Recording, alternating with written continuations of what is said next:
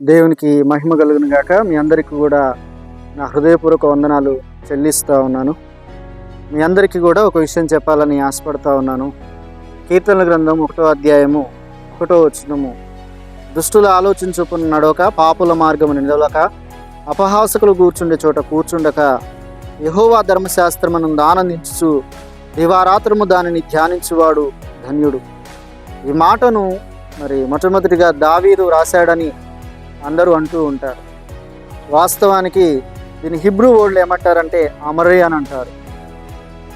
అమరే అంటే సంతోషం, ఆనందం, దేవునికి దగ్గరగా ఉండడం అనే పదాలను చూపిస్తూ ఉంటుంది. సాధారణంగా ఈ కీర్తన చూడగానే మనందరికీ కూడా ఈ లోక సంబంధమైన ఆనందాన్ని గురించి మనం ఆలోచన చేస్తూ ఉంటాం. బట్ ఇది కీర్తనకారుడైన దావీదు యొక్క ఆంతర్యములో నుంచి వచ్చినటువంటి మాట ఏంటంటే, తను లోబరిచిన లేకపోతే తను ఇబ్బంది పెట్టిన కొన్ని సంఘటనలు ఉన్నాయి. ఆ సంఘటనలు ఏంటి అంటే, గొలియాతు ముందు ఆయన నిలవబడినప్పుడు అద్భుతమైన రీతిగా ఆయన విజయాన్ని సాధించాడు. సౌలు రాజు దగ్గర ఉన్నప్పుడు ఆయన ఎన్నో ఇబ్బందులను పడ్డాడు. ఆయన కడసారిగా పుట్టినవాడుగా ఉన్నాడు. యెషయా చెప్తున్నాడు, సమూయేలు ప్రవక్త ఆయన అభిషేకించేటప్పుడు కడసారిగా పుట్టినవాడు అన్నారు. బట్ అక్కడ ఉన్నటువంటి ప్రవక్త ఉద్దేశం ఏంటంటే, దావీదు మీద చేయి పెడదామంటే ఇతడు చిన్నవాడు అనే ఉద్దేశంలో ఉన్నాడు.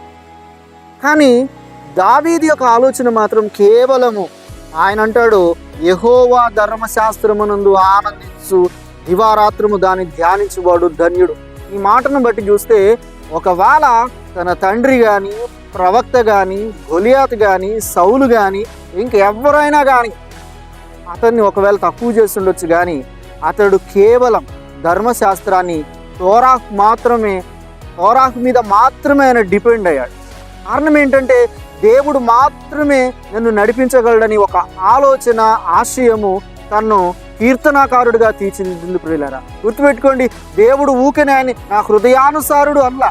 ఆయన ధర్మశాస్త్రం ఏదైతే చెప్తుందో ఎవ్వరు ఏమనుకున్నా లెక్క చేయకుండా, గాఢాంధకారపు లోయలలో సంచరించినను ఏ అపాయమునకు నేను భయపడను. ఈ మాట చెప్పడానికి అతనుకున్నటువంటి ఏకైక ఆయుధం ఏంటంటే, తన దగ్గర డాలు, కత్తి ఇంకా ఏమీ వాడలేదు, కానీ కేవలము తన ధర్మశాస్త్రం ఇచ్చిన ధైర్యంతో మాత్రమే ఈ మాటను అతను మాట్లాడుతూ ఉన్నాడు. ఈ కీర్తన అంతా కూడా మీరు చదవగలిగితే, మీరు ధర్మశాస్త్రాన్ని చదివితే ఖచ్చితంగా ఈ లోకంలో విజయం మీదే. ఎంతమంది తునీకరించినా, ఎంతమంది కాదనుకున్నా, ఎవరు నిన్ను పక్కన పెట్టినా, దావీదు చెప్పినట్టుగా దివారాత్రము దానిని ధ్యానించువాడు తప్పకుండా వర్ధిల్లుతాడు. వర్ధిల్లడమే కాదు, నీటి కాలువల యోరన నాటబడినదై ఆకువాడక తన కాలమందు ఫలమిచ్చి చెట్టు వలె ఉంటాడు.